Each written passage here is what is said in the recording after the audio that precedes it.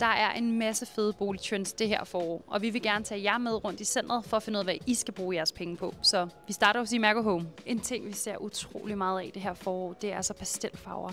Og til boligen, så er det altså nemt lige at friske dit hjem op med nogle fine farver i form af både lamper, vaser, lysestage og meget mere.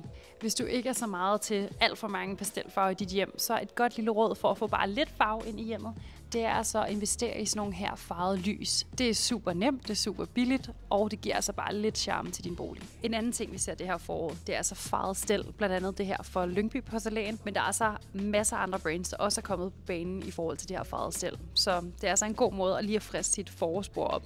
Når vi snakker boligtrends, så snakker vi selvfølgelig også køkkenredskaber. Vi er i Frederikssund Isenkram, og her har de fortalt os, at airfryeren stadig er det største hit i danskernes køkken.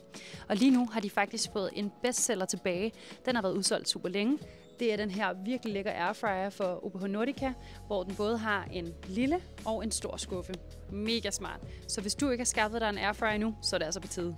Flying Tiger er altså ikke kun spas og løjer. De har også rigtig mange fine interiørting.